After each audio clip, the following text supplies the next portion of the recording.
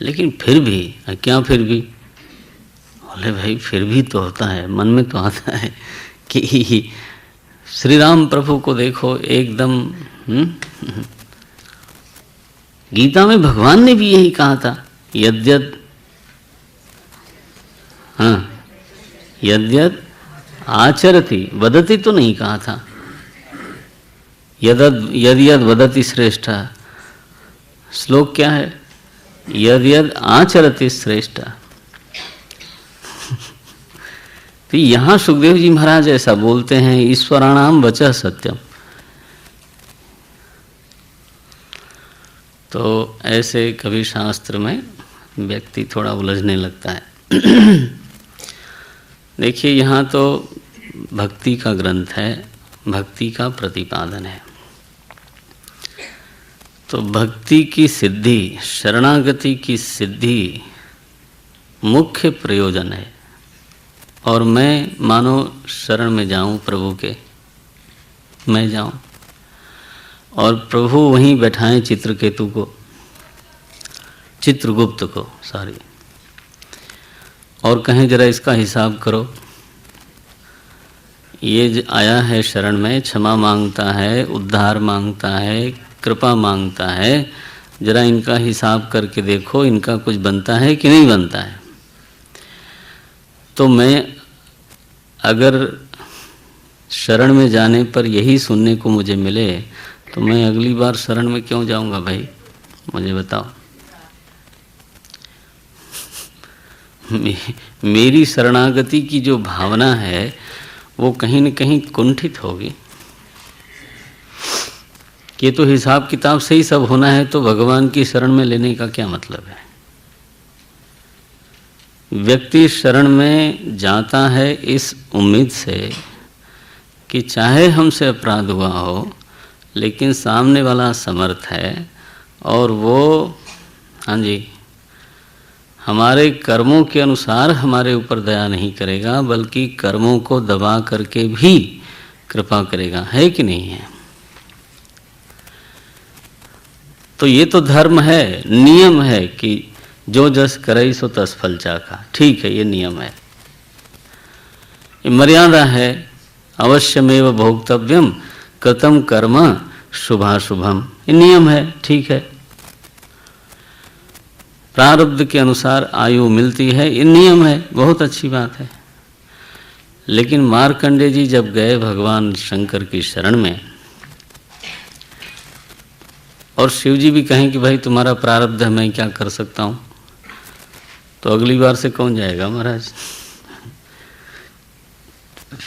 शिव जी महाराज ने देखा यमराज जब उसके सामने आए ना भैंसे पे चढ़ करके मार्कंडेय को ले जाने के लिए, वो भागे गए और शिवलिंग को बिल्कुल ऐसे पकड़ लिया। फिर भी यमराज जो हैं इस भ्रम में, क्या भ्रम है कि तो नियमानुसार ही चलना है। तो वो जब वहाँ तक पहुँचे, शिव जी एकदम महाराज निकले त्रिशूल लेकर के, बोले तेरा दिमाग ठीक है कि नहीं है, देखता नहीं मेरी शरण में आया हुआ है। गोस्वामी जी को लिखना पड़ा, भाव्यू मेट सकई त्रिपुरारी।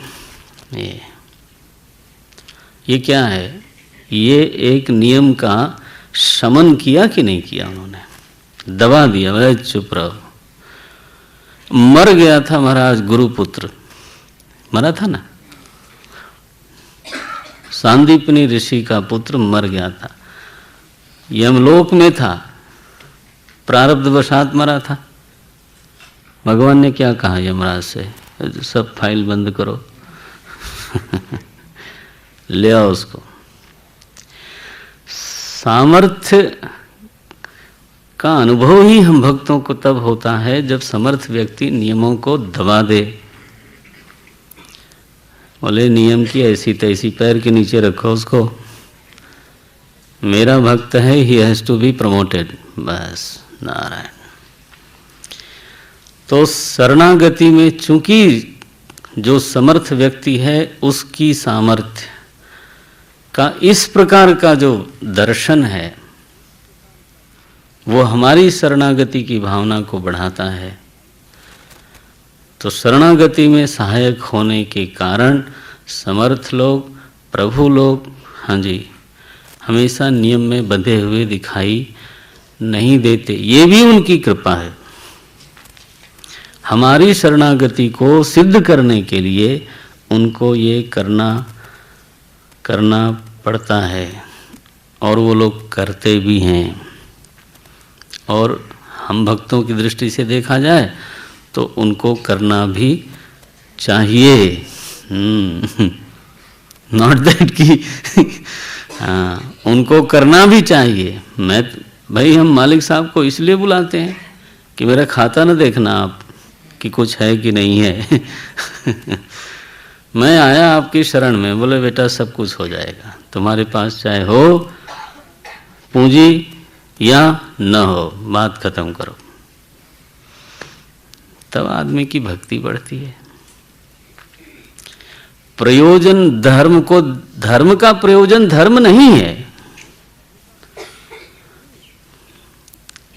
नियम कानून का प्रयोजन, एक बार कह दिया समुद्र को कि अपनी मर्यादा में रहना, अब समुद्र अपनी मर्यादा में रहता है। भगवान गए, 3 दिन उससे प्रार्थना करते रहे, यार छोड़ रास्ता। वो माने नहीं महाराज। जब धनुष उठाया तो आया, लेकिन आपको ध्यान से देखना है वहाँ समुद्र याद दिलाता है भगवान को कि मर्यादा पुनि तुम्हारी की नहीं, मेरी क्या गलती है।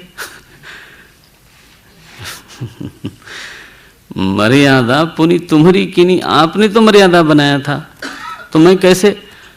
बोले तुमको सब समझना चाहिए ना, जो मर्यादा बनाने वाला है अगर वही कह रहा है कि रास्ता दो तो तुमको समझना चाहिए ना। देखो ये बड़ा प्यारा उत्तर लगता है। हो सकता है किसी को एकदम झुंझला दे वो कि देखो क्या सुखदेव जी बोल रहे हैं, लेकिन मुझे तो बहुत तृप्ति होती है। भक्ति करें और भगवान धर्म देखने लगे तो क्या मतलब है। उनको तो सर्वतंत्र स्वतंत्र होकर के सबके ऊपर दिखना ही चाहिए।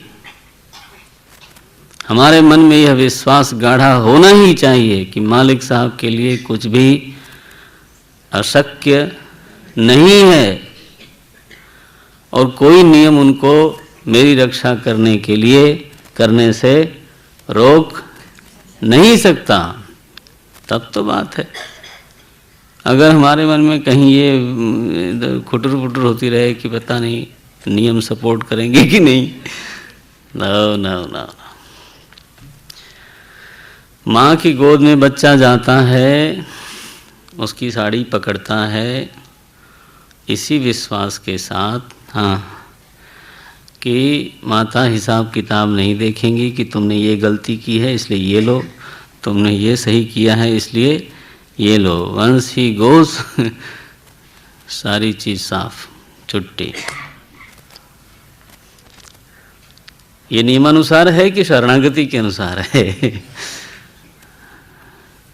भक्ति के नियम निराले हैं। क्या बोलते हो आप लोग? प्रबल प्रेम के पाले पढ़कर प्रभु को नियम बदलते देखा।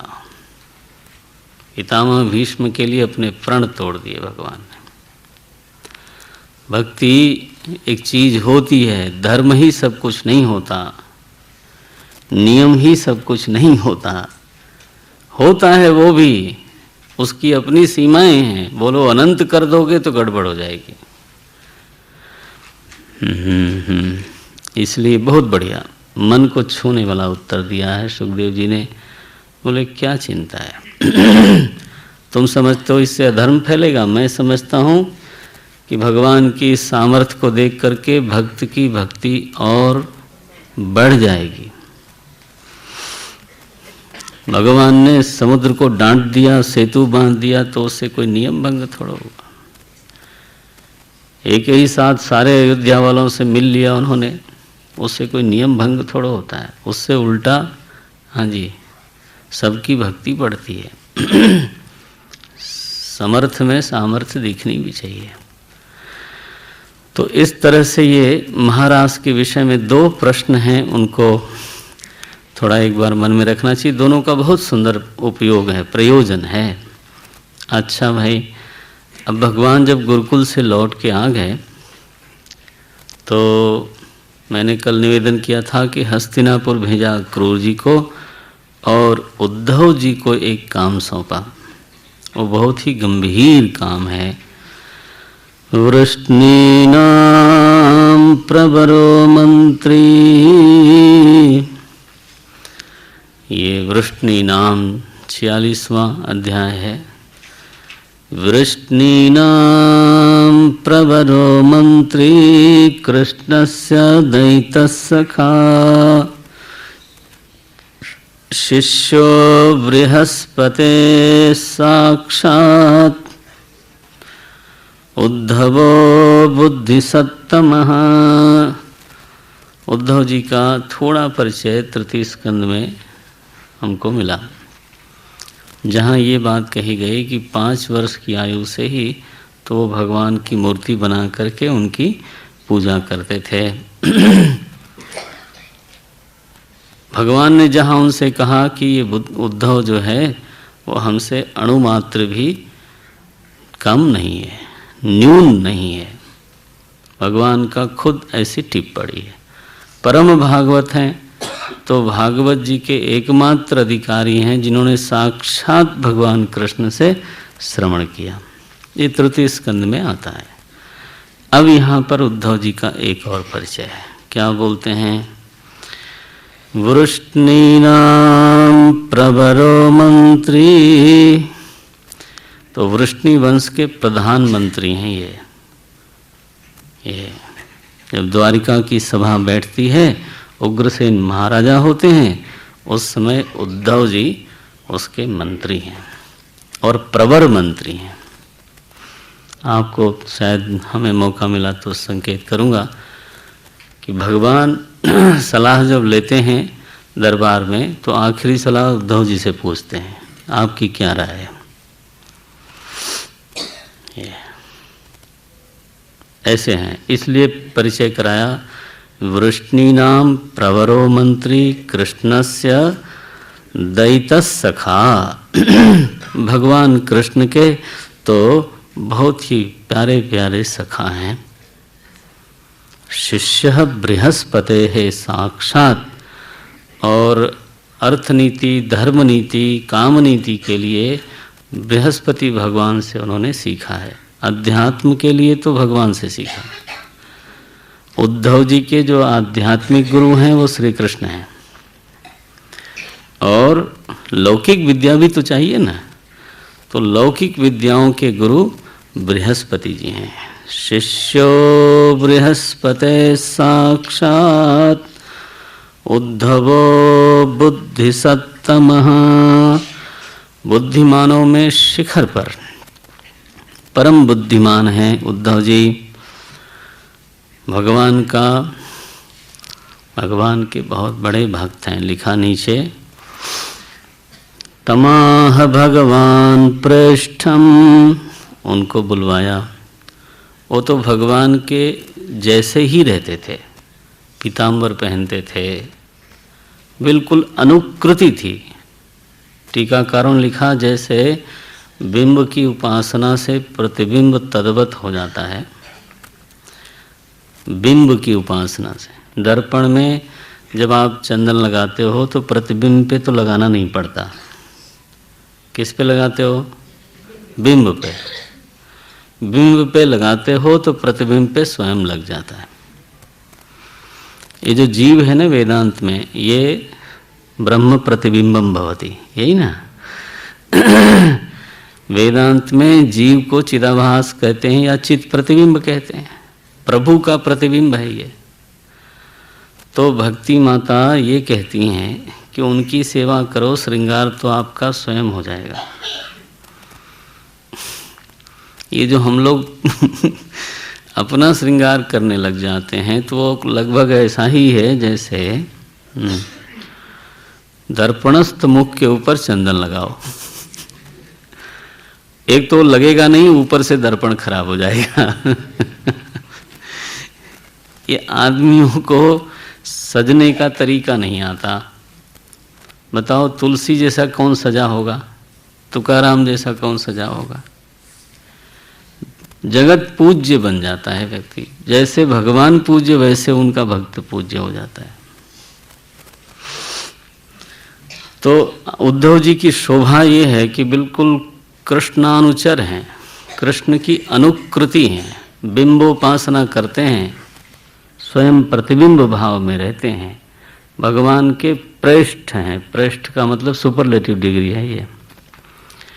ये श्लोक कई बार पढ़ा नहीं जाता, क्योंकि वो भक्त आ गया ना उसमें। क्या बोलते हैं? तमाह भगवान प्रेष्ठम भक्तम। और कैसे भक्त हैं? एकांतिनम क्वचित। बिल्कुल अव्यभिचारिणी भक्ति है, कहीं और शरणागति नहीं है, कहीं और उनका मन जाता नहीं। आश्रय सिद्धि है उद्धव जी के मन में, भगवान की प्रियता प्राप्त है, प्रेष्ठम है। भगवान ने हाथ में हाथ लिया उनके, लिखा पाणिनाम पाणिम गृहीत्वा। उद्धव जी का हाथ अपने हाथ में लिया। और क्यों लिया? क्योंकि आज भगवान अपने शरणागतों का दुख हरण करना चाहते हैं। प्रपन्नार्ति हरो हरिः। देखो, ये भगवान का स्वभाव है। जो प्रपन्न है ना, उसके आरती का हरण कर लेते हैं। कौन प्रपन्न है यहाँ पर? गोपियाँ। अब वो विरह व्याकुल हैं, तो उद्धव जी को कहा कि आप जरा व्रज में जाओ। गच्छोद्धव व्रजम सौम्य पित्रोर्नौ प्रीतिमावह। सबसे पहले नंद बाबा की याद आती है और माँ की याद आती है। पित्रो बोले, ऐसा है उद्धव जी, हमारे माता पिता, पता नहीं, मुझे मालूम नहीं यशोदा जी कैसे रहती होंगी, नंद बाबा कैसे रहते होंगे, आप जरा व्रज में जाओ। और बोले, महाराज हमारा काम क्या है? बोले, आपका काम यह है कि उनके चित्त में प्रीति का संचार करो। बोले, महाराज कैसे करेंगे, आप तो इधर हो। बोले, इसलिए तो आपको भेज रहा हूँ, आप कैसे करोगे ये आपका काम है। मेरा विश्वास है कि आप कर पाओगे, इसीलिए आपको भेज रहा हूँ, लेकिन this is the project for you. तरीका क्या होगा, दैट यू नो बेटर। ये मुझे लगता है इतना बड़ा टास्क भगवान ने शायद ही किसी को दिया हो। गच्छोद्धव व्रज सौम्य पित्रोर्नौ प्रीतिमावह गोपीनां मद्वियोगाधिं मत्संदेशैर्विमोचय। मेरा संदेश लेके जाइए, और वियोग की अग्नि में जो दग्ध हो रही हैं ना हमारी प्रेयसी गोपियां, तो उनको उस ताप से मुक्त करिए। उद्धव जी उनकी याद आती है। वो कैसी हैं?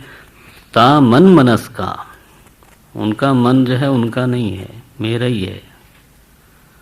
ता मन मनस का मत प्राणा मदर्थे त्यक्त दैहिका मामेव दैतम प्रेष्ठम आत्मानम मनसागता। ये भगवान स्वीकार करते हैं।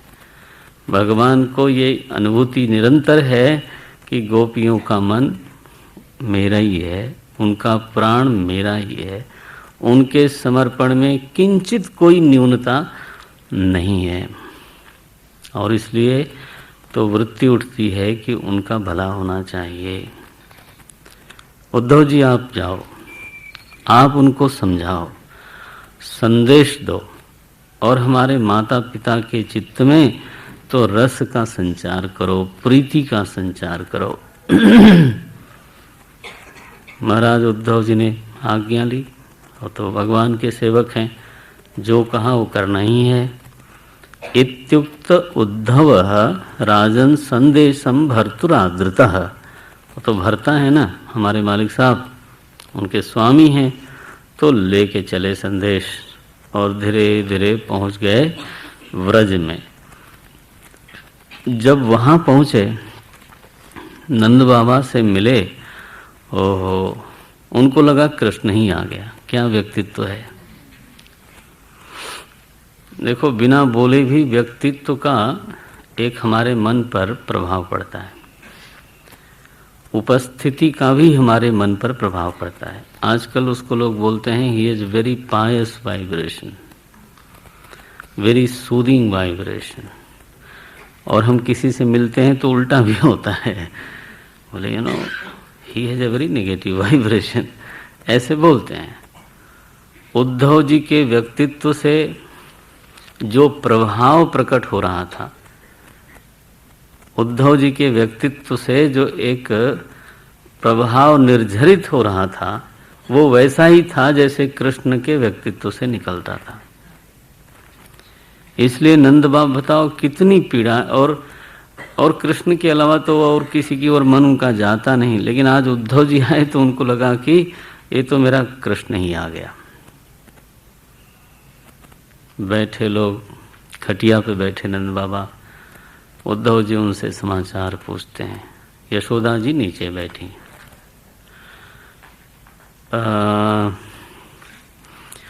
भागवत जी में ऐसा दिखाई देता है कि यशोदा जी ने उसके बाद कुछ बोला नहीं है,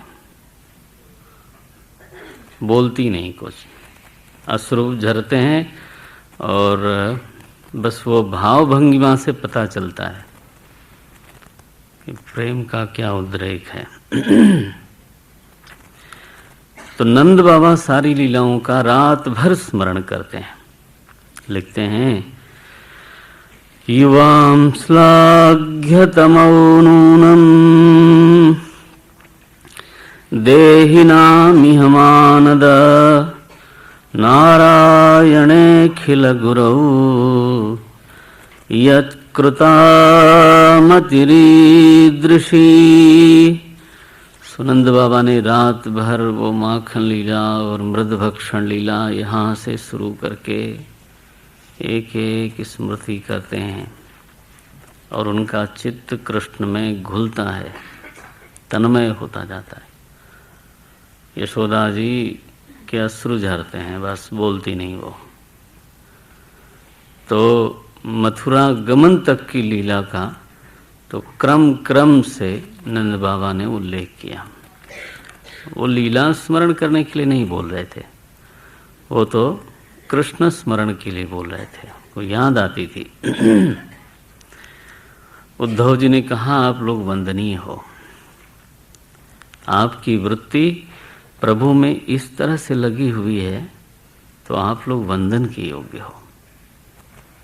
तो कृष्ण के बारे में तो आप जानते हो, वो तो नारायण अखिल गुरु, वो तो भगवान नारायण हैं, दुनिया भर के गुरु हैं, उनमें आपका पुत्र भाव है। श्लाघ्य तमो नूनम देहि नाम इह, हे मानद, देहियों में आप श्लाघ्यतम हो।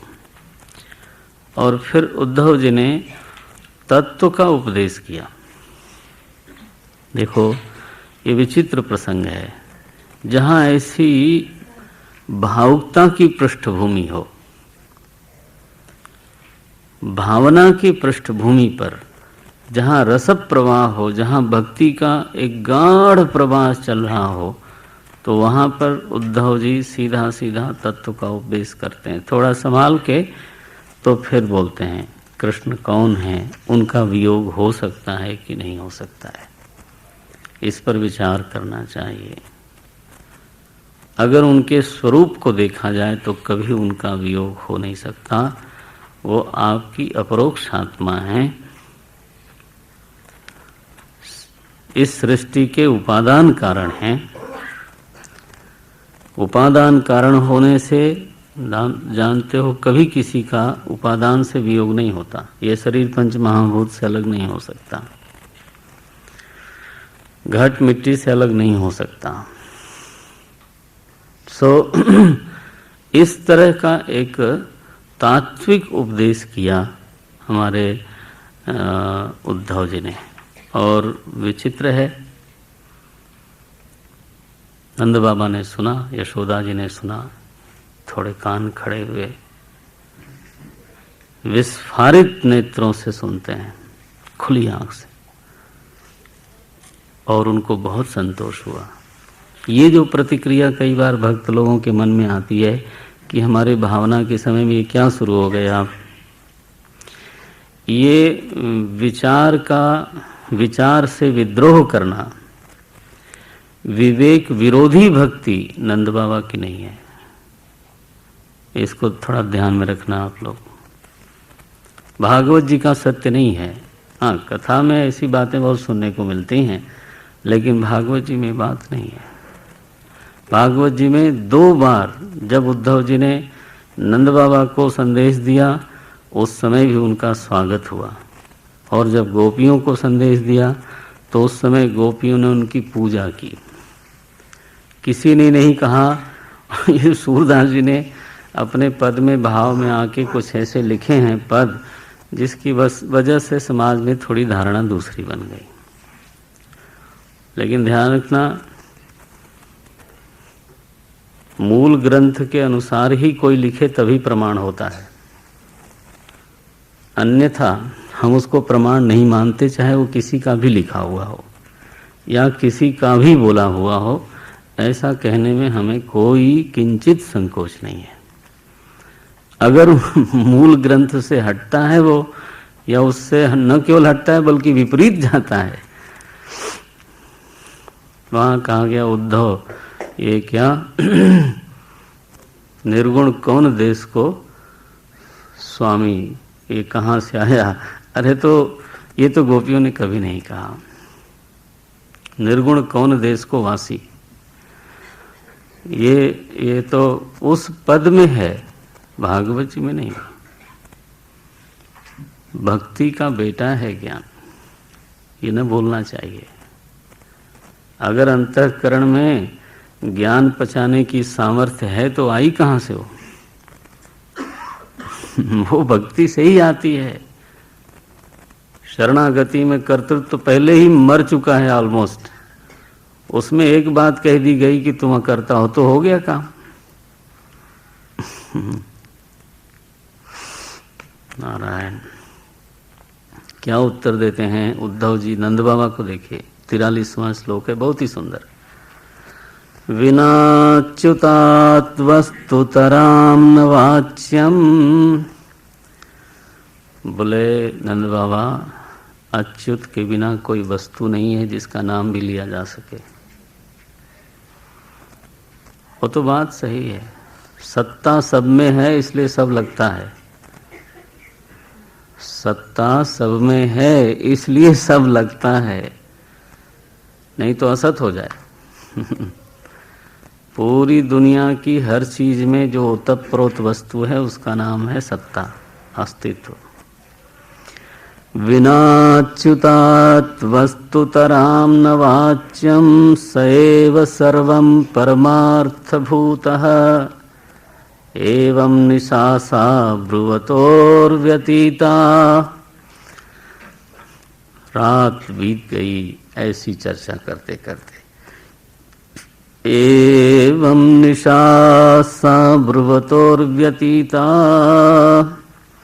नंदस्य कृष्णानुचरस्य राजन् गोप्यः समुत्थाय निरूप्य दीपान् वास्तुं समभ्यर्च्य दधिन्यमन्थन्।